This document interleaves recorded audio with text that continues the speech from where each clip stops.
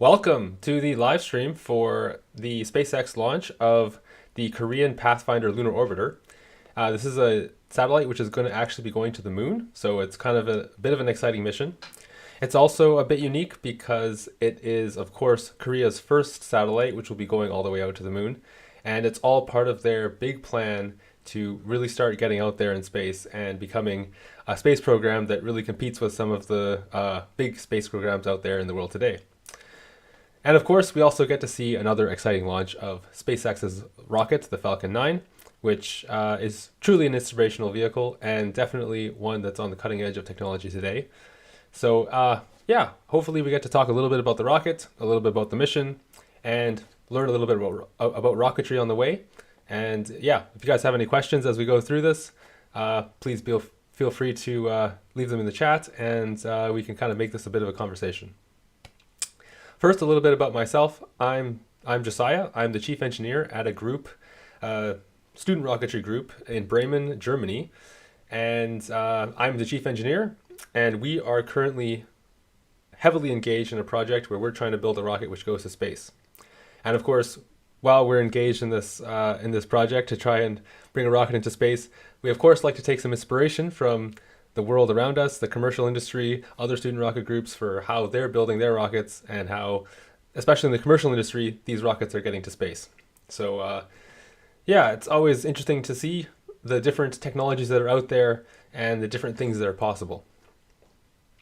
So before we get into the mission today, I kind of want to start going into some of the details about the Falcon 9.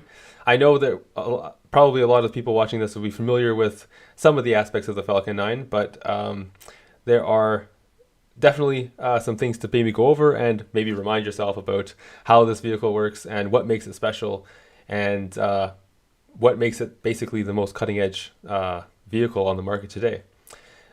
Although SpaceX is quickly trying to make it obsolete with the new Starship, so maybe we'll be looking at the Falcon 9 like some dinosaur in the future. At least I hope so. So yeah, there's one thing that's crazy about what's happening right now is that SpaceX has been rapidly increasing the launch cadence of their vehicles. So they've already broken their record for the most launches in 1 year a couple of weeks back, and every single launch that they do now is basically a record-breaking launch because it's one more past the most that's ever been done. So they're on pace to probably launch up to 60 rockets this year, which is absolutely insane. I don't even think a country has launched that many rockets in 1 year. So like if SpaceX was its own country, it would be the most prolific launcher. So it's pretty crazy. But yeah, let's get into it. So just a quick reminder of how these launches stack up. So as you can see here on the chart, Falcon 9 has already been launched 33 times this year. So this will be the 34th launch of the vehicle. So like I said, every single launch is a record-breaking launch at this point. And really looking forward to see if they can get to 60 launches this year, because that would be a real cool milestone to make. Just a little bit about the Falcon 9 and its general specifications. Here you can see, yeah, it's a rocket that's about 70 meters tall. It has a diameter of 3.7 meters. And just an interesting fact about that diameter is that has not really much to do with the actual engineering of the rocket itself as to what is, going on there. The real reason why they picked that diameter was just because that was the maximum diameter they could have and still transport it via roadways. So it just goes to show you sometimes how design specifications for rockets don't always have to do specifically with the task at hand, but sometimes things like logistics and transportation and things like this can actually interfere and actually cause design constraints. So they wanted to keep this rocket as maneuverable as possible and allow it to be able to be transported as quickly and easily as possible, and that's where you got up with this 3.7 meter diameter. It actually makes it somewhat of a skinny rocket for the medium lift launch market, which is where it's competing. Usually rockets of its caliber tend to be a bit wider, like the Ariane 5 is 5 meters wide, and I think the Atlas 5 also is a bit wider as well. So it's a bit of the skinny one, but it's fully capable of doing some pretty crazy things, regardless of that skinny stature. You can see the payload capacities there. LEO and to GTO. The mission today isn't actually to either of those orbits. It's actually going even farther. So LEO is the one that goes circular around the Earth. The GTO is one that's elliptical that goes out from low Earth orbit up to the geostationary orbit, where it's about 40,000 kilometers away. So it's actually quite far out, this orbit. But of course, we're going to the moon today, so we're going even further than that. This is an orbit that's going to be elliptical, that's going to carry them all the way past the moon. So that's, 300,000 kilometers away. So it's like 5 times as far. That doesn't mean it takes 5 times more energy, though. Once you get into those really high elliptical orbits, it doesn't really take much fuel to change your apogee by a little bit or by a lot. It just takes like a little bit more extra delta V. So the actual extra fuel you need to get into that high orbit isn't really that much more. But you'll notice that the Falcon 9 will not have the same payload capacity to all the way to the moon that it has to GTO. So maybe it's probably only like 2 or 3 tons all the way to the moon. But the satellite is not more than that. It's actually a pretty lightweight satellite. So Falcon 9 is fully capable of delivering this payload into the orbit that it needs to go. Of course, as you know, the Falcon 9 is 2 stages. And what makes it unique is that the first stage is actually reusable. So it's going to completely reuse this first stage and try and propulsively land that back at a drone ship, which will be sitting offshore about 600 or 700 kilometers. So next up we have the booster stats. So because this vehicle is being reused, at least the first stage, it's actually flown quite a lot before. So you can kind of see a little bit of a history of the booster here. This booster has been mainly stationed at the Cape in Florida, at the Kennedy Space Center. So basically, SpaceX likes to keep their boosters in one area. They don't like moving them across the country so much. So they usually will build them and just leave them in one, either in Kennedy Space Center, or they'll leave them at the Vandenberg Space Force Base, which is all in California on the West Coast. So they kind of have those 2 main launch locations right now, and they'll kind of dedicate boosters to one area. This booster is actually pretty old. It was built back in 2019. And interestingly enough, it actually wasn't built as part of the Falcon 9. It was actually built as part of the Falcon Heavy. So it actually used to be a side booster. So for the first 2 missions that it flew, which is the Arabsat 6A and the STP-2, it was actually functioning as a side booster for the Falcon Heavy. And it was coming back and landing on land with its sister booster coming right beside it with that really cool, that really cool Falcon Heavy picture with those 2 boosters just landing perfectly onto the pad. So it has a pretty rich and storied history there. Because of its, if you look at the numbers that the booster has, like the 1052 is identifying the booster name, so that is given to each booster. They get a number that ticks up from 1,000 all the way up to, I think they're at like 1070s now. So you can tell that it's kind of a booster that's a bit older. The other thing that's interesting about these codes is that you see the number after the point, which is 6. That's indicating that it's flown 5 times already, and this will be the 6th mission. So that number just gets ticked up each time it flies again. And over the last 5 missions that it's flown, it's racked up about 41 minutes of flight time. And you can see some of the other missions it's been involved in.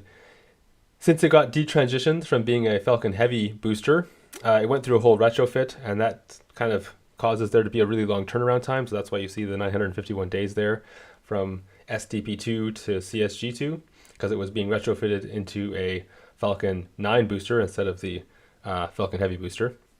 And then basically for all of 2022, it's been a Falcon 9 booster and has been flying quite regularly. So it'll be flying again today, hopefully, to get that Korean satellite into its desired orbit. So how will the Falcon 9 actually go about doing this? So here is a little bit of a rundown about the callouts and the things that are going to happen as the launch progresses. So we have a clock down here in the bottom of the screen. That's indicating the time that we're going to have until the launch. So we're about 25 minutes away from the launch right now. The live stream from SpaceX is going to start up probably around 10 minutes before the launch. That's usually when they start up the live streams these days. So we'll switch to that feed once it starts up. But in 25 minutes at T-0, we will, of course, have the ignition of the rocket. And the first stage will ignite and start sending it into the sky. This is going to be an instantaneous launch window. So basically, they have to, because they're going into a specific orbit to get this satellite to the moon, they kind of have to launch it at a particular time.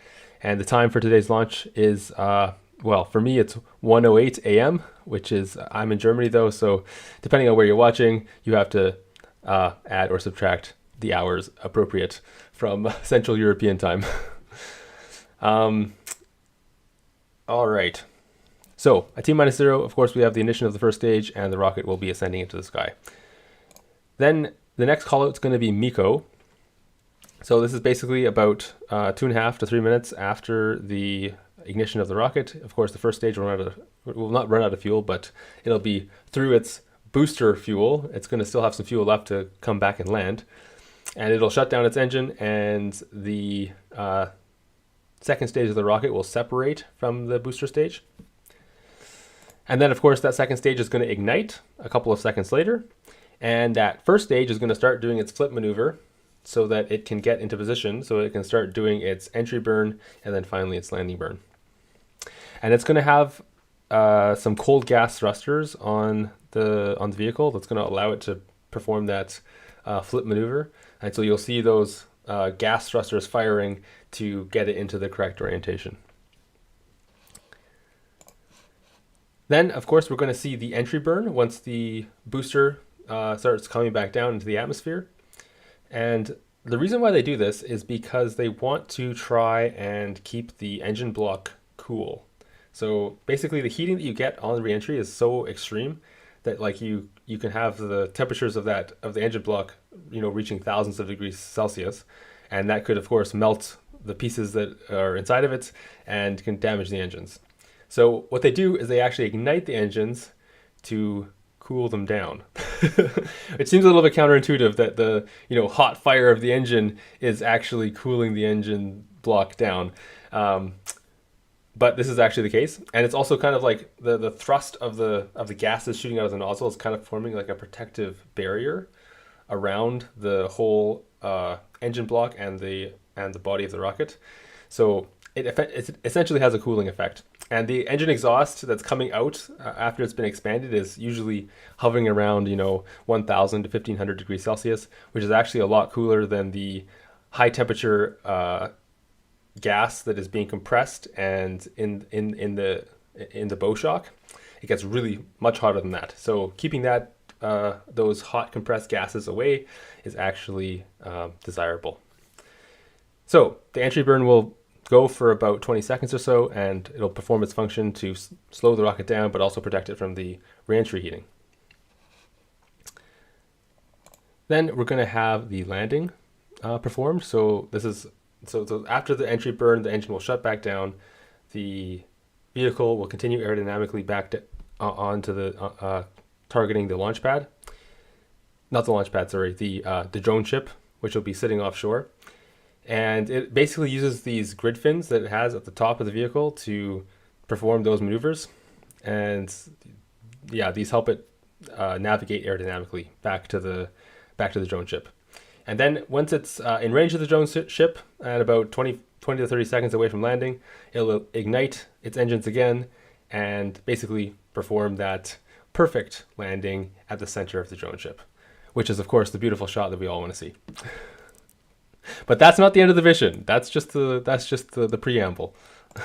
Then we're going to, of course, have the orbital insertion. This will probably happen right around the same time as the booster is landing. They're basically going to go into a parking orbit where they're going to be in a low Earth orbit, essentially. And then after some time, they're going to perform their boost, where they're going to get into that big, huge elliptical orbit.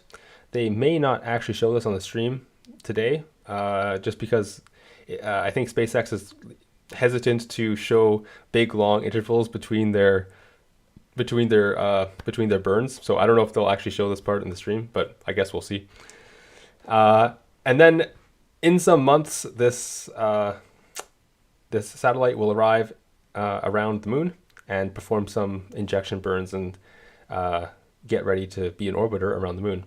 Of course, we're not going to see that in the stream today. It's going to take, like I said, some months for it to get to its final destination, where it's going to perform those deceleration burns around the moon. So that won't be live streamed today. I'm not sure if it'll even be live streamed at all. That's up to essentially the Korean space program as to how they want to pursue that. But there are some really cool things about this satellite, and we're going to get into those in a couple of minutes here. But just to go over some of the features that allow the Falcon 9 to actually perform all these maneuvers, they kind of have all these interesting things on the booster that basically separate it from other rockets. So they're basically one of the only rockets that have all these things. So as I mentioned before, the main recovery features are all listed here. So we have our titanium grid fins. Those are of course being used to help aerodynamically steer the vehicle through the atmosphere when the engines aren't running, which is for most of the entry on the way back to the drone ship. And they actually have quite a lot of power, those grid fins, and they're really effective in the transonic regimes where you're kind of going through that speed of sound barrier. And they basically break up the shock waves by the way the grid fins are kind of arranged. So it's kind of a clever way to kind of like cheat physics in a way and try to soften the blow of getting through the sound barrier. They also have the heat-resistant engine housing, so they have a whole like heat-resistant coating. That whole black layer on the bottom is basically a heat-resistant coating that's applied around the engine block to try to protect the piping and the engines and all the delicate things in that area. Of course, they also have retractable landing legs that allows them to basically land on the drone ship. They can retract them, put it back on a crane, and then send it back to the launch site, and then it's ready to go again. So they don't really have to do a lot of like retrofitting when they land one of these things.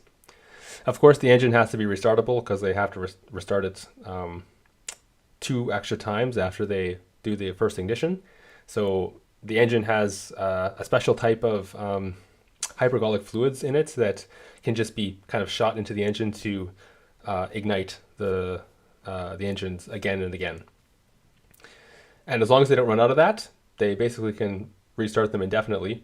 But I don't think they carry that much of it. They just carry enough so that they can restart the engine twice, I think. So, but yeah, of course, this has to be the case if you want to reuse your rocket. The other things they have on there to help them reorient the vehicle while it's in space, because when they have no air, they can't really you can't really use the grid fins. And in those cases, they use those cold gas thruster packs that are kind of at the top of the vehicle. And you'll see them as like little white puffs of smoke that are coming off the vehicle as it's kind of coming in higher up in the atmosphere. Yeah, they're basically just cold nitrogen and they shoot that out of the nozzles to create a little bit of thrust to reorient the vehicle. So yeah, those are kind of the features that are on board the vehicle that allow them to perform the reusability features and the landing burns the way that they do to recover the vehicle. But that's enough about the Falcon 9. Let's start talking about the specs of the Danuri satellite, the Korean Pathfinder Lunar Orbiter. So this is a satellite which is, about 550 kilograms. It has about 760 watts of power, and it's completely solar powered. So they just have these 2 wings that have the solar panels on them. The whole mission is designed to go for 1 year. But what's interesting about this satellite is kind of the payloads that are on board. And it has 3 cameras that are looking at in the visible spectrum. So it has like this whole like array of cameras which are going to be taking really high resolution pictures of the lunar surface. And I think you may be familiar with the Lunar Reconnaissance Orbiter, which is basically NASA's version of this satellite. That was launched like 10 or 15 years ago. It's been around the moon for a long, long time, and it's been, getting all kinds of mapping of the moon, and it's been mapping out like landing sites and things like this and getting really high resolution images of the surface. But basically this probe is that on steroids. So the cameras on this satellite are like 200 times more powerful. They're going to get way higher resolution pictures of the surface. And the goal of this all is to try and help set up the Korean space program for being able to do their next step, which is to perform a landing operation. So get ready for that. So yeah, these are the science instruments that are on board right now. And I'm really excited to see some high resolution pictures that come out of the satellite. Maybe they get some even higher resolution pictures of like the landing sites of previous landers. I always like to see that. Evidence of human activity on the moon is always really cool. So in order to get to the moon, it's kind of going to perform this like long multiple multiple deceleration burns as it coming into the lunar orbit. And the reason for this is that the thrusters that are on the reconnaissance, the thrusters that are on the orbiter are not very strong. The biggest thruster I think is like 30 newtons, which is like nothing. It's very little thrust. So it actually takes a long time for them to actually decelerate enough that they can get into that low lunar orbit. And basically these multiple loops are each loop the satellite is slowing down a bit more, and a bit more until they get into that nice green orbit that we see at the end.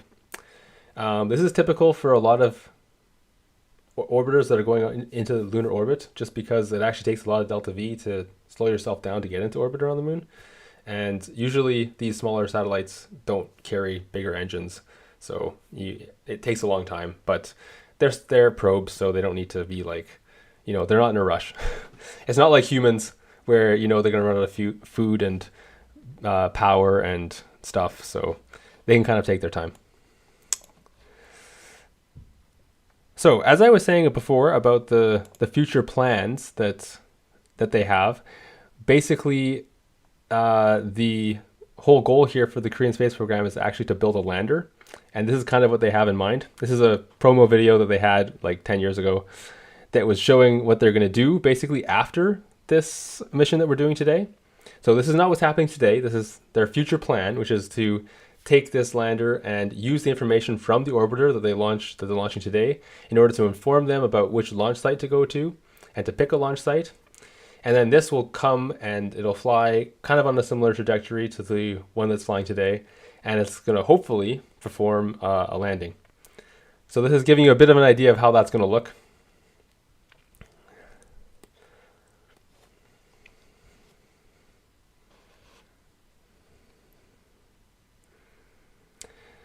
And you can see here that they have these like instruments to try to use like artificial intelligence and stuff to try to pick landing sites based on what the cameras are seeing and stuff. So this is kind of like the new technology for lunar landing, is using all this AI and special landing software.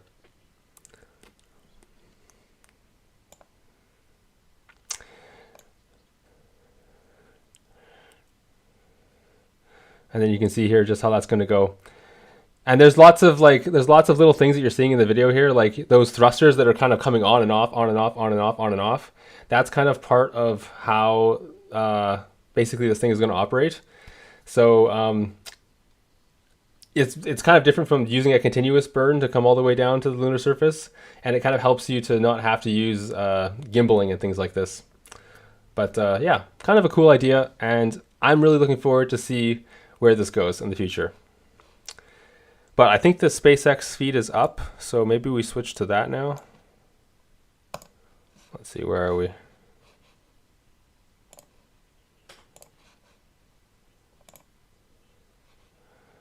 All right.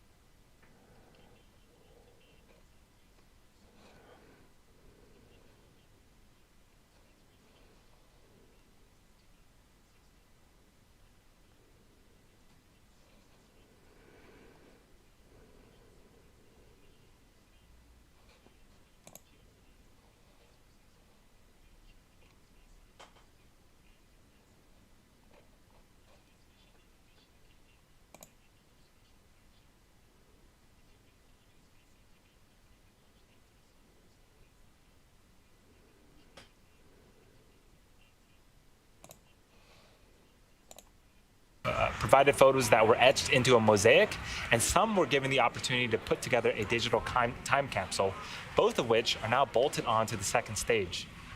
Following separation from the first stage, the second stage will continue to travel through time and space with a mosaic and time capsule. Although we may not see views of this right after the fairing separates, we'll keep an eye out for it throughout the mission and try to point it out if we do see it. For now, let's learn a little bit more about the Falcon 9 launch vehicle. Oh man. Falcon This mosaic 9 thing is a seems interesting. reusable two-stage rocket designed and manufactured by SpaceX for the reliable and safe transport of people and payloads in Earth orbit and Always beyond. getting Starting use from out the of bottom of the vehicle, that we Tesla have our Roadster in first stage, space. which is the largest part of Marketing Falcon 9. campaign. And as the name suggests, Falcon 9 has 9 Merlin or M1D engines at the bottom of the first stage, and this allows it to accelerate through the Earth's atmosphere into various orbits in space. The dark soot that you see around the lower part of the first stage are remnants from its 5 previous launches. After lifting off for the 6th time today, we'll attempt to recover our first stage again on our drone ship that you see on screen. That one is named Just Read the Instructions and is currently waiting in the Atlantic Ocean. Above the first stage, we have the black carbon fiber inner stage that connects the first and second stages. The inner stage has pneumatic pushers to allow the 2 stages to separate, and also houses the Merlin vacuum engine on the second stage that will take our payload into its desired orbit. At the very top of Falcon 9, we have the payload fairing. It is made up of 2 carbon fiber pieces that come together to encapsulate the KPLO payload and protects it until we reach the vacuum of space. Once in space, the 2 pieces will separate from each other and begin their journey back to Earth. Similar to our first stage, we'll also recover the fairing halves to fly again in the future. So that was a little bit about Falcon 9, our launch vehicle. Now let's learn more about the mission at hand and the payload flying on board Falcon 9 today. So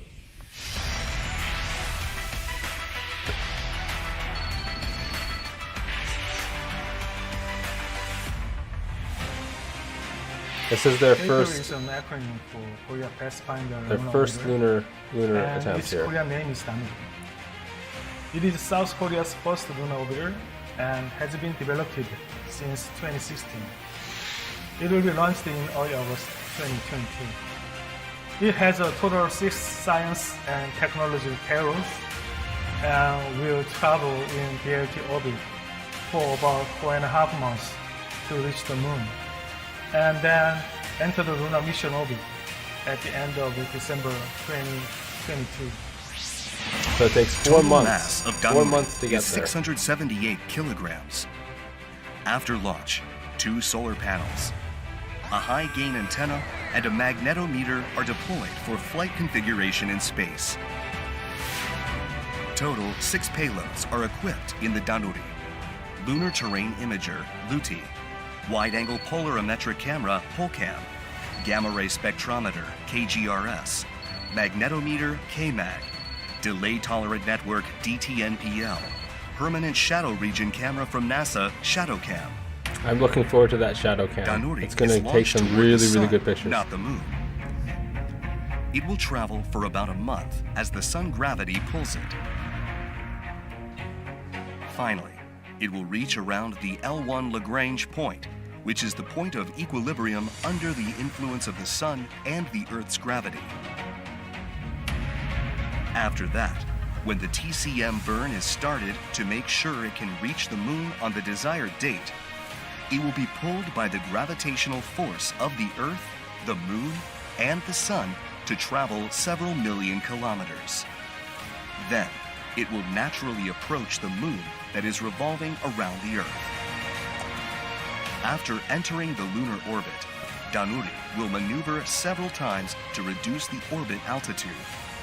Finally, it will reach Those are the the mission altitude of deceleration 100 burns I was talking kilometers about. in polar near-circular orbit for 6 payload missions. LUTI is a high-resolution camera that has the mission to take images of the lunar surface. POLCAM is composed of 2 cameras slanted by 45 degrees each to take polarimetric images of moon surface. The gamma ray spectrometer is used to make a map of 5 major elements on the entire surface of the moon. Magnetometer is used to measure the strength of the magnetic field, which is invisible. I didn't even. ShadowCam will record images No, of moon the the moon permanently had a shaded magnetic regions field. around the poles of Interesting. moon where no sunlight can reach. DTNPL will conduct the world's first communication test on the moon. From this time on, Korean space research and development will. So one thing that's interesting is like why they're doing that like crazy long trajectory to get to the moon. Like they're going all the way out to the L1 Lagrange point, and then they're like coming back and like coming and doing and coming into orbit around the moon. And like the reason for that is that they want to basically try to use orbital insertion that gives them the least amount of delta V energy required. So it seems like they have to kind of go really far to get there, but actually in the end they're actually using less delta V, and that's kind of the key. So because of like the shallow angle that they come back and approach the moon at, they don't have to do like a really hard deceleration burn, and they can get away with using that little 30 Newton thruster that they have on the satellite. So that's kind of why they're using this crazy lunar injection where they're going all the way out to the L1 point. And the Falcon 9, of course, has the power to do that. So it's kind of like trying to use the best out of what the system can generate with the Falcon 9 and the satellite that doesn't really have a very strong thruster. For the payload to get into its final orbit around the moon. KPLO will instead be launched into a ballistic lunar transfer orbit, which will require KPLO to be launched into a much higher orbit. But yeah, about super crazy orbit. Like look at kilometers, what it's doing which there. is about 3 times higher than the lunar orbit we just saw. At this height, the gravitational pull from the sun starts becoming dominant compared to that of the Earth. The payload will then fire its thrusters to put itself on a return trajectory towards Earth. This is like a mission designer's fantasy dream, right? Use its thrusters to maneuver into the lunar Have a orbit. crazy trajectory that gives you some crazy minimum of transfer energy. approach takes much longer to get into the final lunar orbit, but it requires a lot less fuel from the satellite. So turning our attention back on screen, we see that the strong back, which is that gray structure next to the vehicle, it should begin to recline away from Falcon 9. Strong back recheck in progress. You can see on screen that it is indeed reclining to its pre-launch position. It is part of a larger structure called the Transporter Erector, also known as the TE. The TE's job is to roll the rocket out to the pad and raise it to the vertical launch position that you see on screen. It also routes the vehicle's fluids, powers, and telemetry umbilicals from the ground systems to the rocket and satellites until Falcon 9 goes on internal power and clears the pad.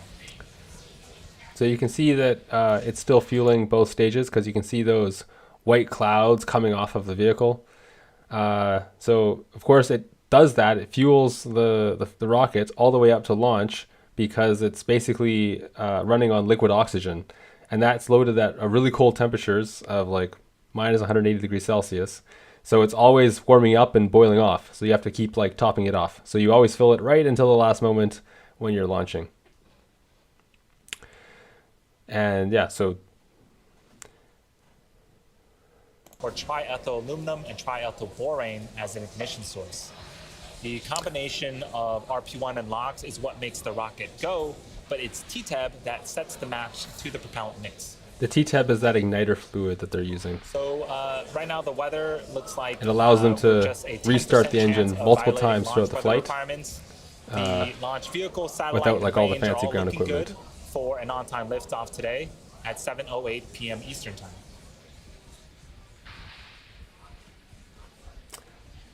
Looking forward to a really clear drone ship shot when we're coming into the landing, because we have really a really good day for launching. I imagine they should also have some good tracking camera footage as well. I like to see when the tracking camera gets it all the way, it tracks it all the way to the booster separation, and you can like see the booster separation in the tracking cam. That's like always really cool to see. Stage 2 lock load is complete. That call out for stage 2 lock load complete. That means that the vehicle is fully fueled on both stages and ready for liftoff just 90 seconds from now. So the vehicle's going to go on internal power at T-1 minute, which We're means starting that to see some clouds form around Falcon 9 and hearing some hissing. That is normal and expected for us at this stage in the countdown. So things continuing to look good for an on-time liftoff. it's just the dragon breathing. Getting ready to breathe fire.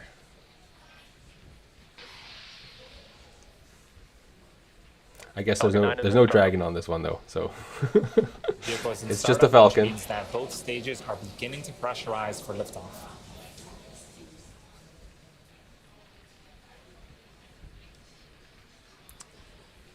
LD is go for 2 and 24. You can really see a lot of soot on Launch that director booster. has given the final go. All systems are go for launch of Falcon 9 with KPLO. All right, T-minus 30 seconds, stand by for terminal count. here we go, all the way to the moon. First time for Korea. I want to see more countries get onto the deep space list, going past Earth's orbit and to 15, foreign bodies. 14, 13, 12, 11, 10, 9, 8, 7, 6, 5, 4, 3, 2, 1, 0. Ignition All right, here we go. and liftoff. Danuri. Looking good, looking good.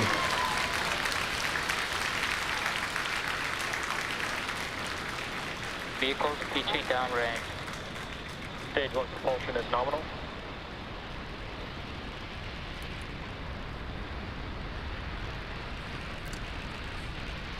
So the next thing to look out will be for max Q. Basically, this is where the vehicle will be under maximum aerodynamic drag, and that happens just past the speed of sound. So it'll be around 15 or 1600 kilometers per hour. Falcon 9 has successfully lifted off from Space Launch Complex 40 at Cape Canaveral Space Force Station, Power carrying the kilometry KPLO payload to a ballistic lunar transfer orbit. So we are beginning to throttle down the engines on the first stage Absolutely beautiful to prepare day. for Look a at that period tracking known cam. as max Q. During this All period, right. the vehicle is going to experience the highest amount of aerodynamic stresses Vehicle on the supersonic. vehicle. And you saw that little vapor cloud form over the nose cone there? That was actually the vehicle pushing through the sound barrier. It's really awesome that you get that such a nice clear view from the tracking cam. Max Q. And there was max Q. So the engines are coming back up to full power. We have 3 events coming up in quick succession in about a minute. First up is MECO, that stands for main engine cutoff, followed by stage separation, and then SES1, which stands for second engine start 1. Main engine cutoff is where the first and second stages, or excuse me, engine chill main engine started. cutoff is where the 9 engines on the first stage will shut off in preparation for stage separation. That is where the first and second stages will separate from one another. The first stage will make its way back to our drone ship to attempt its 6th landing, and the second stage will continue with SES1, which is where the Merlin vacuum engine on the second stage will start up and continue to propel our KPLO satellite to its desired orbit. So you can see there how the gases of the exhaust kind of expand out quite a lot more than they did at the start. And that's just because the air pressure way up in the atmosphere is way less. So the gases that are coming out of the rocket are actually a little bit under pressure, and they just really expand out when it comes out higher up in the atmosphere. We should be coming up on MECO here pretty quick.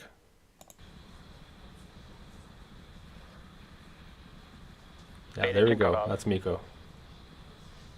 Stage separation confirmed. It's just an absolutely gorgeous day for a launch. My goodness. MVAC ignition.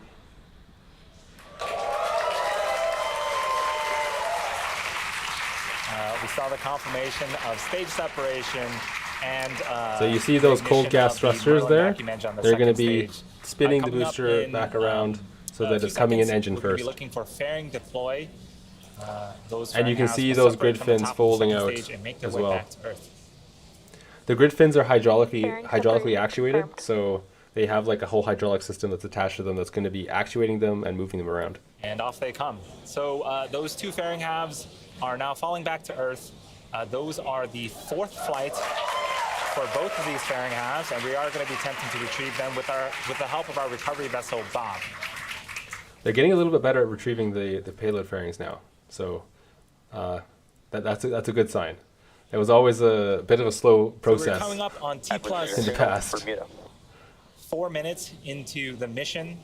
We have a couple of views on screen. On the left-hand side is a view of that first stage, continuing to make its way back to Earth. And on the right-hand side is a view of the Merlin vacuum engine.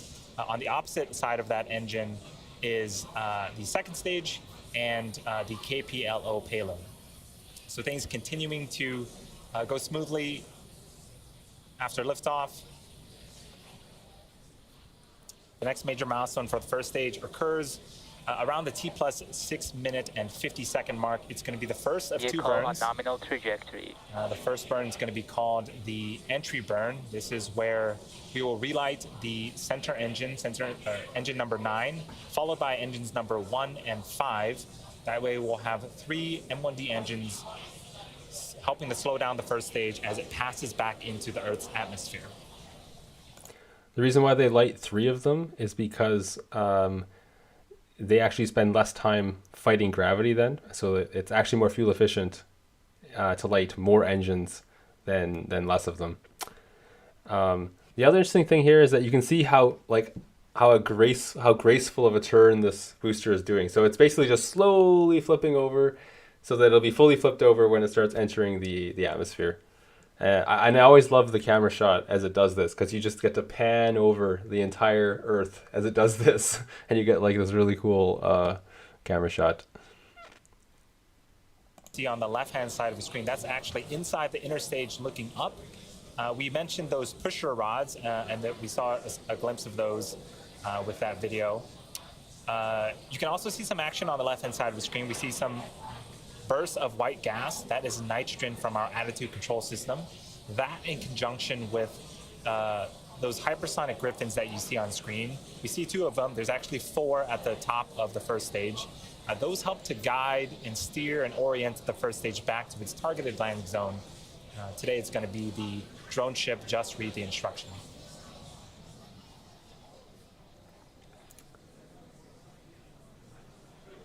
These shots from that second stage are just truly incredible. Like, I don't think it's just such a beautiful day. and it's just perfect with the sun just on the horizon. Away from that entry burn on the first stage. Second stage continues to perform nominally. Yeah, the big bright spot in the image on the right hand side is the sun. I can confirm that. But the way it's lighting up the Earth is just really incredible. Yeah. This is why space is so cool. It's just like a whole new perspective on the planet we live on. Stage All right. 1 FTS has safed. We should be coming up on the entry burn here pretty quick. Stage 1 entry burn startup. So you'll see those engines reignite. Yeah, just like that. And those engines have indeed relit. The first stage is currently slowing down before hitting the denser parts of the Earth's atmosphere. This burn is expected to last for about 30 seconds. The reason why the boosters get all sooty is because of this entry burn, because basically the exhaust from the engine ends up flying back up onto the sides of the booster, and that's what makes all like the black smoky look on the boosters. And that's going to happen Start of terminal guidance. in about a minute. We are going to be listening here in about 20 seconds for a call out called SECO, that stands for Second Engine Cutoff 1. The engine that you see on screen will Stage shut 2 off its FTS engine, has safed. and then shortly after that we'll listen for a call out for a nominal orbital insertion. That means that the second stage is entering its coast we phase lost the and booster is camera. exactly where we want it to be before it relights its engine a little bit later on in the mission. So this won't be the end for the second stage. It's going to also, like I said, it's going to go into a parking Back orbit, shutdown. which it's in right now, and then it's going to boost So we up did some more see later that on. the MVAC Stage 1 transonic. shut down. So the first stage is on its way back, but we are still missing the camera. Come Nominal on. orbit insertion. And there was the call out for nominal orbital insertion. The second stage Here we go. is coasting for a bit longer, and we got views back Look of our at first that! stage Look as at it those attempts its sixth landing those on vapor our clouds drone off the ship. grid fins.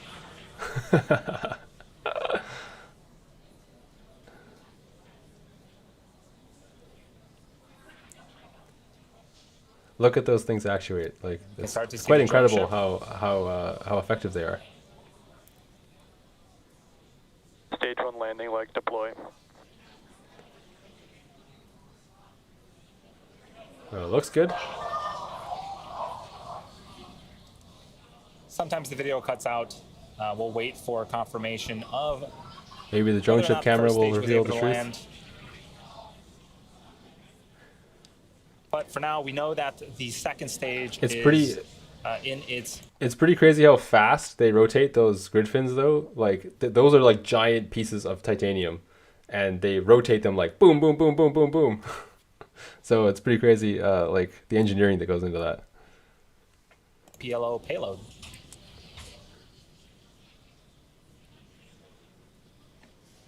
Expected loss of signal. Keep.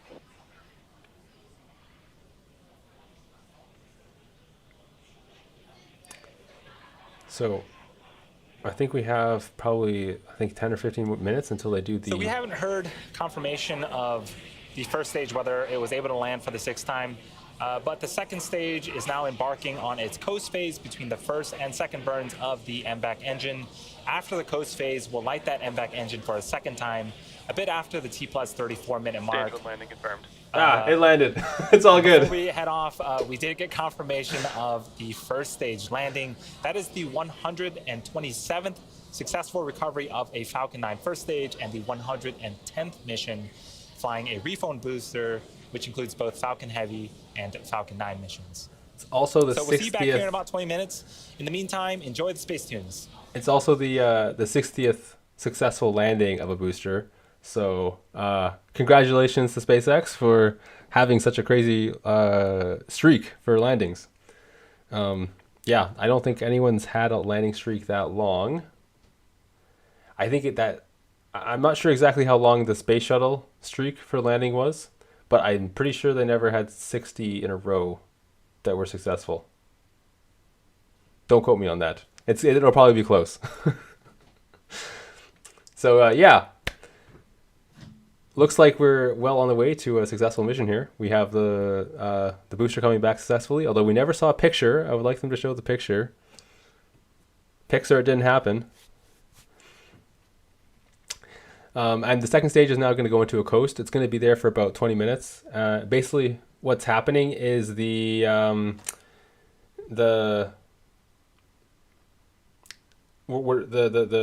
second stage is basically going to coast up until the I guess the apogee of its trajectory that it just put itself into, and then it's going to do a burn that's going to take it from the orbit that's in right now all the way out to that trajectory that's going to take it out to the L1 Lagrange point. So it's actually quite a fuel heavy burn that's going to do, I guess. It needs to add about 4,000 meters per second of delta V, which is like nearly half of the energy that it needed to get into this orbit in the first place. So quite a lot of extra fuel needed to get into this type of an orbit. But because the satellite is so light, it's only like 600 kilograms or whatever. So yeah, it's able to pull this off.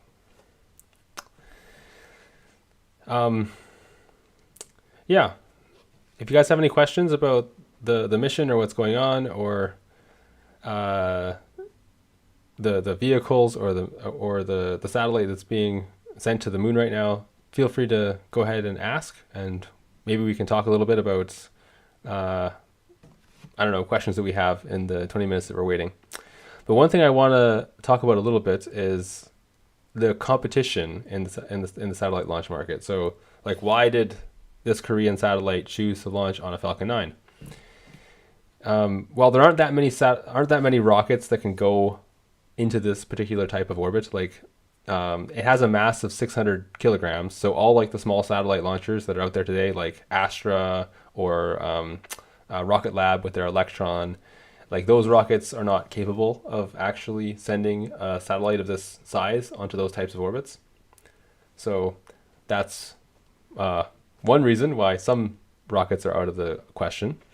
However, there's lots of medium lift launchers that could potentially do this type of mission. So things like an Ariane 5 or an Atlas 5, or potentially like a Soyuz or something could pull this off. But the thing is that Falcon 9 kind of outcompetes everyone, and here's the kind of a demonstration of that.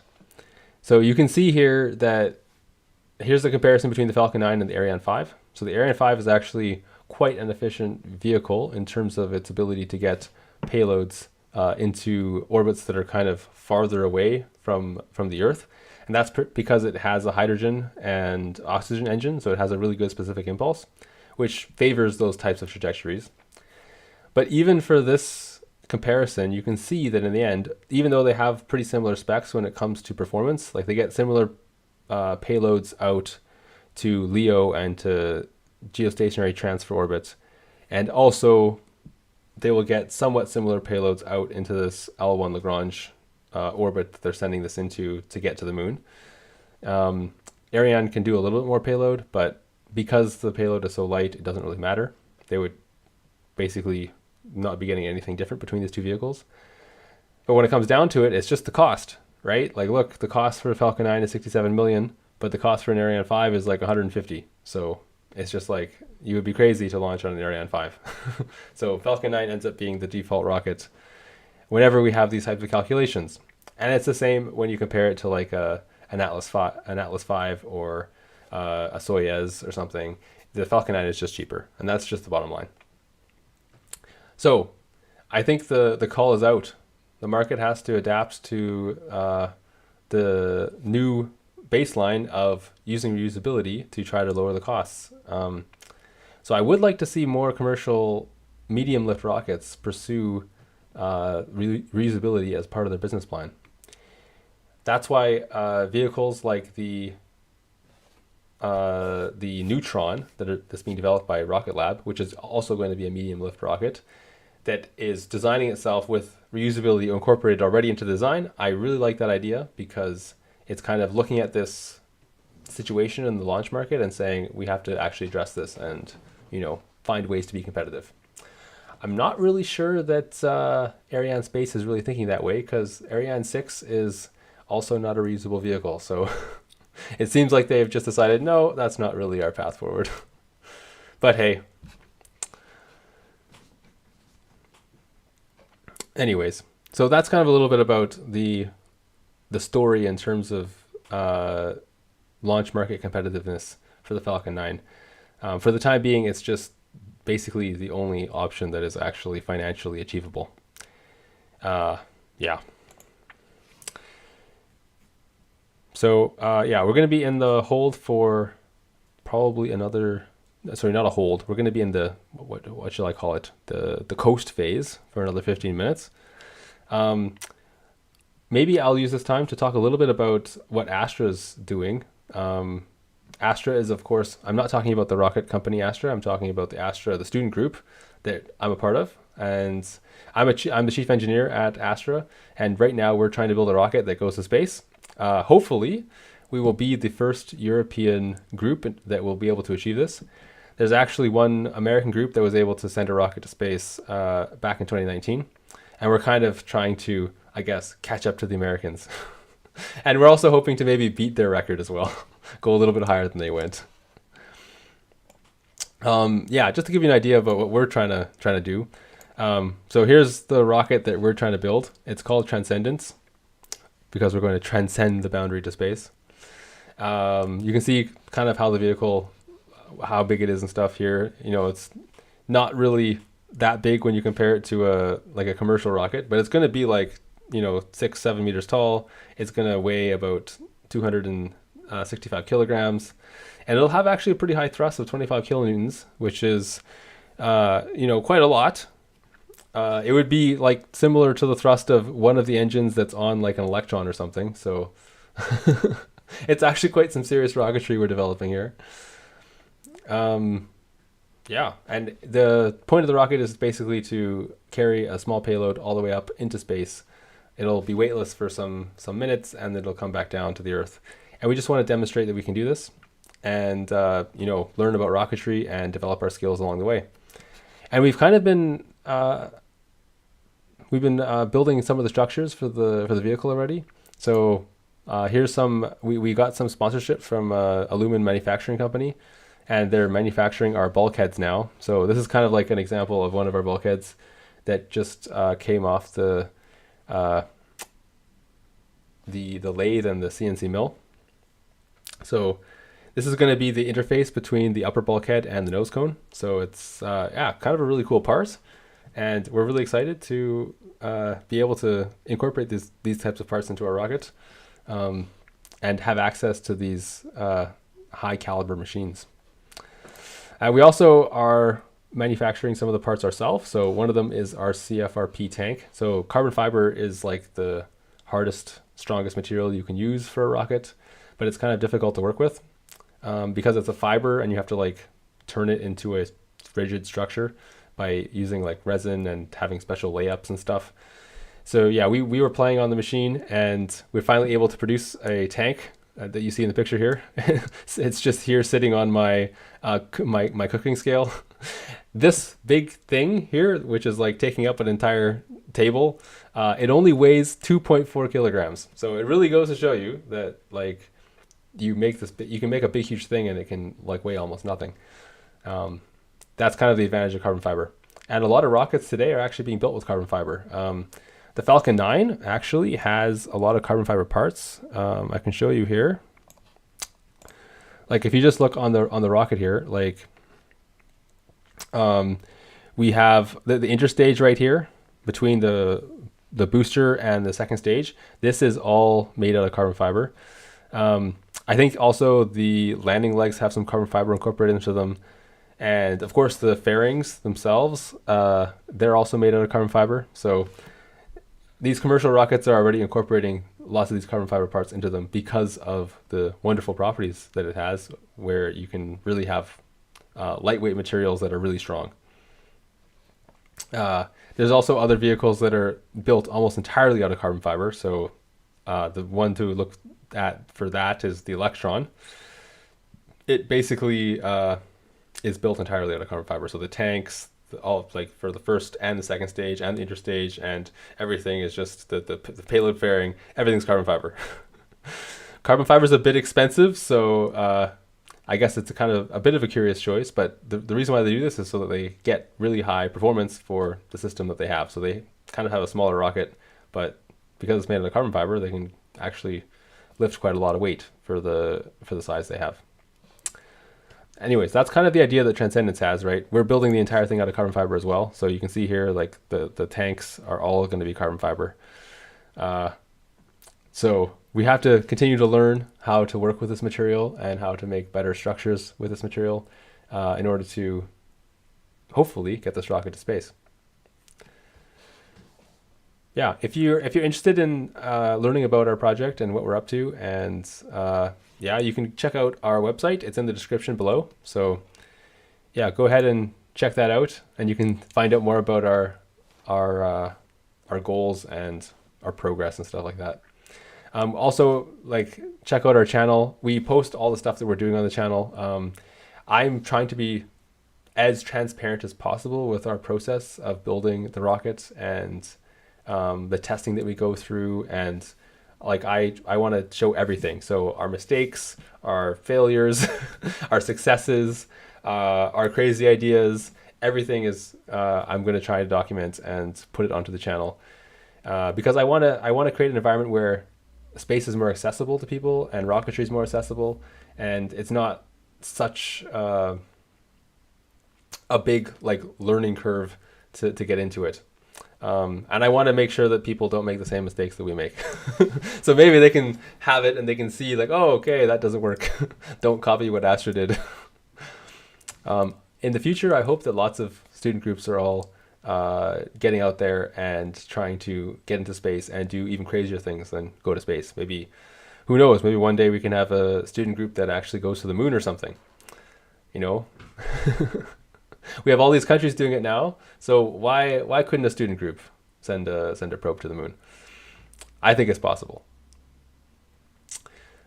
Yeah, space should be accessible to everyone, and a lot of the problems in space are technical, and if we start to learn how to solve these technical problems quicker and more efficiently, that'll bring down the cost and hopefully bring more space-related technologies to regular people and people that are interested to join. So yeah, that's kind of the mission statement of ASTRA. Sorry for giving you the lecture. Yeah. If you're interested in joining ASTRA, if you live in the Bremen, Germany area, and you're interested in joining, please go to our website. We have positions that are available, and we, of course, would love to have you on the project and have your support. It's definitely an awesome opportunity to get some practical experience in the rocketry realm. So, yeah. And if you're interested in getting our cool merchandise, like the one I'm wearing, you can also go to the link below for the merchandise and check that out. We have some pretty cool stuff. Like we got shirts, we got sweaters, we got water bottles, mugs and stuff. I don't know, whatever you're interested in. I'm sure there's something in there that you'll find interesting.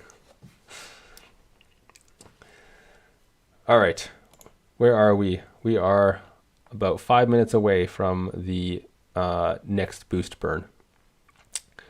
So just to reiterate, what's going to happen here is they're basically going to relight the engine. It's going to be probably lit for about a minute or so, I would expect. Hopefully I'm right. It's a minute or two. They basically need to add about 4,000 meters per second of delta V into the trajectory so that they can get into that big elliptical orbit that's going to take them all the way out to the L1 Lagrange point. The L1 Lagrange point is a special point in space where basically the gravity between the sun and the earth is equal. So you can theoretically like hover in one spot exactly between the earth and the sun, and you'll stay there forever. Unfortunately, that spot is unstable. So you'd have to be exactly like to the millimeter, exactly in the right spot. And even if you're just off by a little tiny like hair, you'll eventually drift out of the spot and, not be there anymore. But it's like in that spot, you're, in this perfect balance between Earth and the sun. That's kind of the idea. The reason why they're going all the way there, like the moon's not there, so like why are they going there? The reason for that is that they kind of want to use, they're kind of using the sun's gravity to, how shall I say this, soften the entry into the moon's sphere of influence. So I don't know if you've ever played like Kerbal Space Program or something. When you inject a satellite into this influence of another body, the steeper the angle is that you come into that body, the more delta V it takes to slow yourself down to get into orbit, right? So if you just go right from the Earth and you burn to the moon, you go into this big elliptical orbit, which causes your entry into the lunar orbit to be really steep. And then you need a lot of delta V to slow down once you get to the moon. And that means you need more fuel on board. And this is like a little tiny satellite, like 600 kilograms, with these little tiny engines, like 30 newtons. They're not very strong. And if they did that, they actually wouldn't have enough power to slow themselves down in time. And they just fly right by the moon and come back to the Earth. So this is why they can't really do that. So instead, what they're going to do is they're going to kind of play the long game, fly out to the sun, and then use the sun's gravity to bend their trajectory so that they're coming in at more of a shallow angle when they come to the moon. And then basically they have less delta V to change when they get to the moon in order to slow down to get into orbit. And then they can use that little 30 Newton rocket in order to slow themselves down. They have to do it in a couple of passes, but still it's enough that they can slow themselves down enough to get into the moon's orbit and not do a flyby. So that's kind of the idea. They're kind of cheating, I guess, and stealing the sun's gravity in order to bend their trajectory so that they can have a smoother entry into the moon's gravity well. So that's kind of the reason why they do that. Unfortunately, if you play Kerbal Space Program, there's actually no way you can do this type of orbit because it doesn't really operate on these types of like Newtonian mechanics. The physics doesn't really work as it does in the real world, so you can't do Lagrange points. But when you get into the real world, these cooler types of trajectories definitely exist. And one thing that's on my wish list for things that they can add to this game, it would be that, because I think there would just be so many more possibilities, and you would learn so much more about real world flight mechanics and orbital mechanics. could really add a lot of value to the game. I don't know if any of you are passionate players. Yeah, I would have to say that game was probably one of the inspirations for me becoming a rocket engineer. It was definitely something that piqued my interest back when it was released like 10 years ago. My goodness, it's been a long time.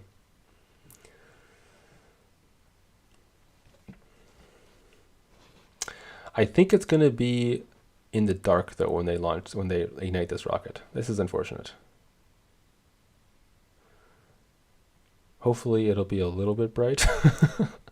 They're flying over Africa now. I think it's dark in Africa. Oh well. We had such a beautiful sunset type of a launch, I guess. So we already got our awesome views of the Earth.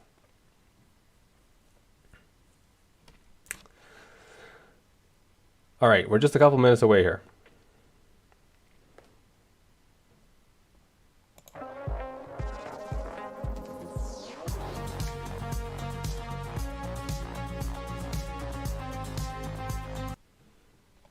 Yeah.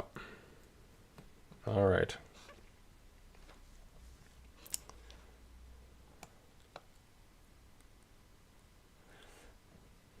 So we're kind of in between like stage 6 and stage 7.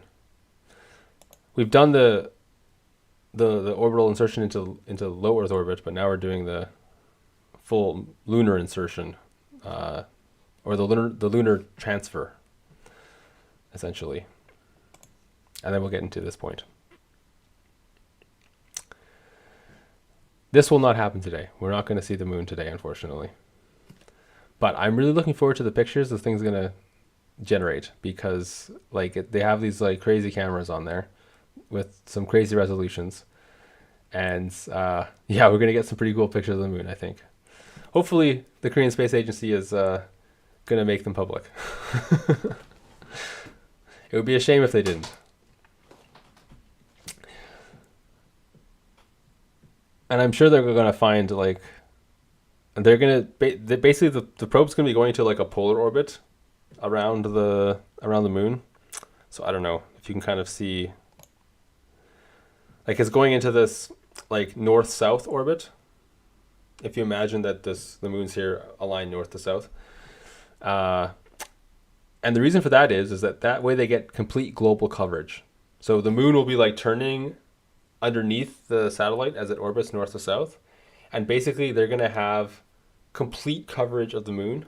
So they can they'll photograph every surface of the moon basically using this satellite. Theoretically, they can do that. And they're also planning to lower the orbit of the orbiter after a year if they get an extension for the mission, so they can take even higher resolution pictures of the moon. So I'm really excited. I want to see some cool pictures out of this. I think we're gonna this could be a really, I don't know, a really big step up for lunar photography.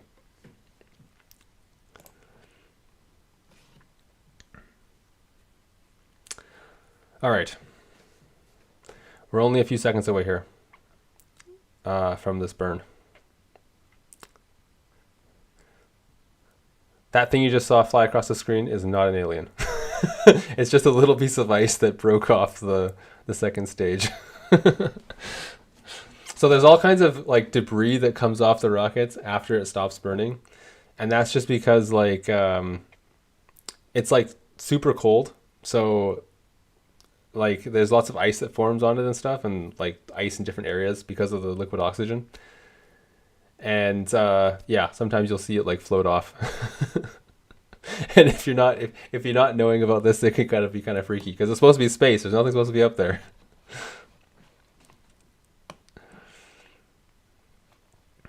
Of the Falcon 9 mission carrying the KPLO payload designed and developed by KARI, or Korea Aerospace Research Institute.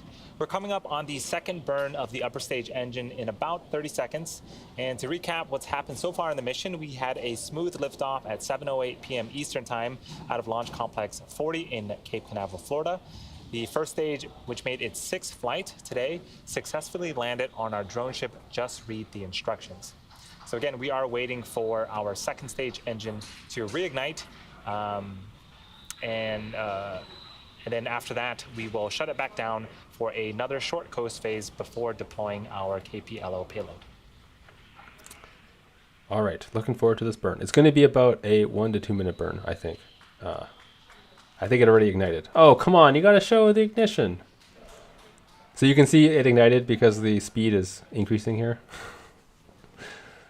Basically, they need to get up to around, I think it's 40,000 kilometers an hour they have to get to. So you can see they're really climbing, the speed's really going up quickly. Because basically It doesn't look like we are going to be getting video views of the second stage, so we'll be waiting for the call out of SES-2. The reason why we're not getting those video feeds is because they're like over Central Africa right now, and I don't think they have a transmission tower there. I think the next one's in Madagascar, so they might not have the range. There's like an angle that the towers have to be angled at, and if you go below the angle of the horizon, then you don't see the tower anymore. But maybe we'll get it back when it flies a little closer to Madagascar. I don't know. But the burn just finished. It happened so quickly. Everything looks Nominal nominal. orbit insertion. So we were waiting for SES-2 and SECO-2, but we got an even better call out, which is nominal orbital insertion. So the second stage engine started up, burned for about a minute, and then shut back down. Again, we are in another coast phase, and while we wait for the payload to get closer to its final destination, we're going to pause commentary during the second coast phase, but we will come back just before payload deploy, currently scheduled to occur around the T plus 40 minute mark. So until then, enjoy the space tunes once again, and we'll see you back here in about 4 minutes. All right, hopefully they have camera view when the payload deploys. So just 4 minutes from now. Yeah, too bad we didn't get to see the camera view. Although we probably wouldn't have seen much anyway because it's in the middle of the night, on the night side of the Earth right now. So it may not have been as exciting to witness. But I hope they have. I hope they don't. I hope they don't totally miss the Madagascar tower to do the payload deployment. That would suck. Because then they're going to be over the Indian Ocean, and there's nothing over the Indian Ocean either. So, although this will probably also be in the dark. So,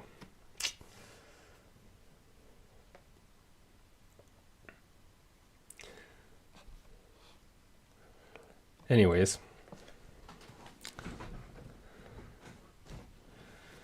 it looks like it's been a pretty successful mission so far. One interesting thing is like how fast that burn went. So they increased the speed of the vehicle by 10,000 kilometers an hour in 1 minute. But like it took them like 6 minutes to increase the speed of the vehicle by around 18 or 19,000 kilometers an hour in the first burn. So like, why did it take so long at the start, but now it only takes 1 minute? And the reason for that is that because all the fuel, most of the fuel had already been burned in the first burn, like the vehicle's a lot lighter. So it actually has way more thrust to weight ratio. So like the G-forces that it makes by turning the engine on at this point is like way higher.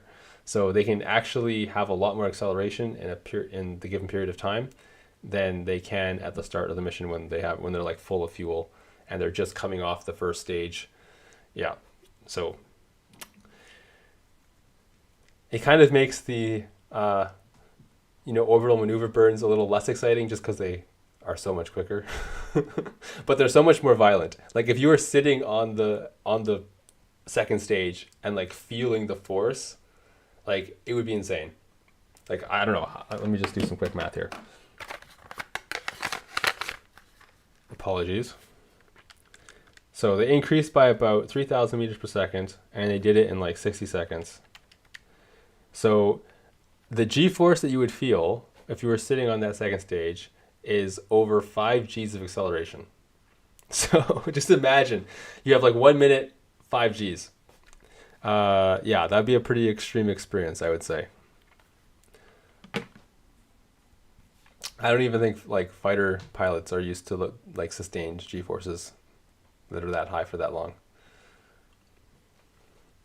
The only time you would get that high of a G-force as an astronaut would be like when you're coming in for landing. Like if you're in the capsule and you're aerodynamically re-entering, you also get some pretty high G-forces for kind of a while.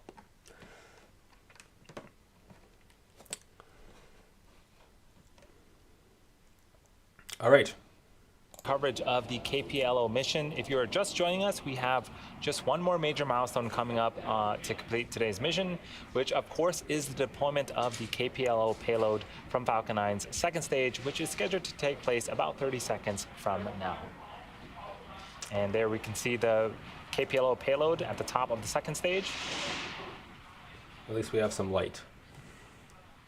Not from the sun, but I guess they have a light on the rocket.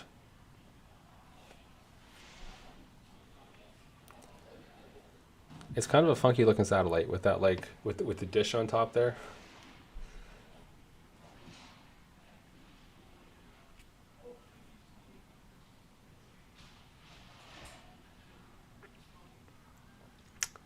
There we go. KPLO deploy confirmed. And there you have it. Confirmation of successful separation of KPLO from Falcon 9's second stage. KPLO still has a bit of work to do over the next 4.5 months before getting into a lunar orbit, but we do wish it safe travels. For us here at SpaceX, that is going to wrap up our webcast coverage. We want to thank the Korea Aerospace.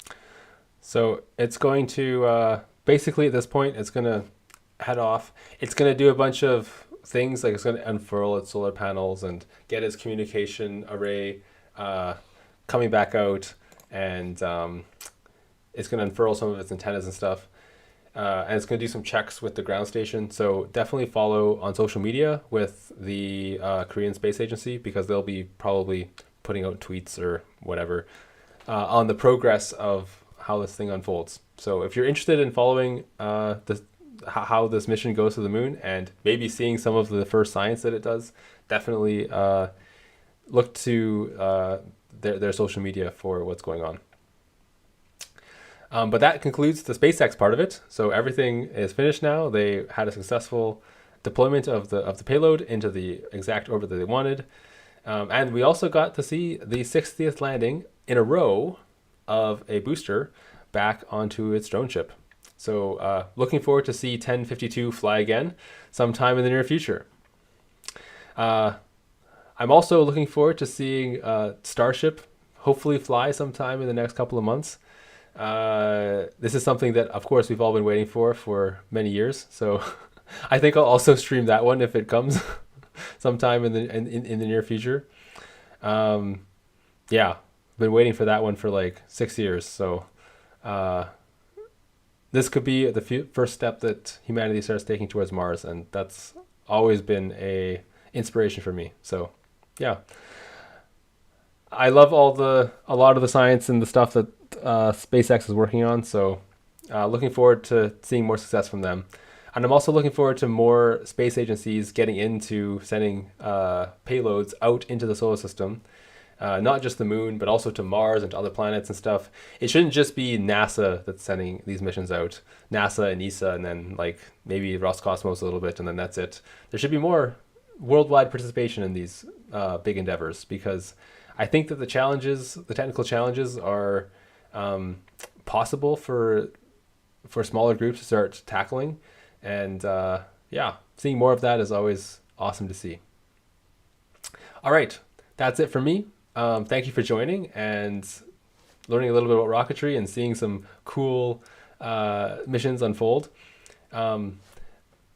We hope that you'll continue to inspire yourself and look into the world of rocketry and hopefully learn some more.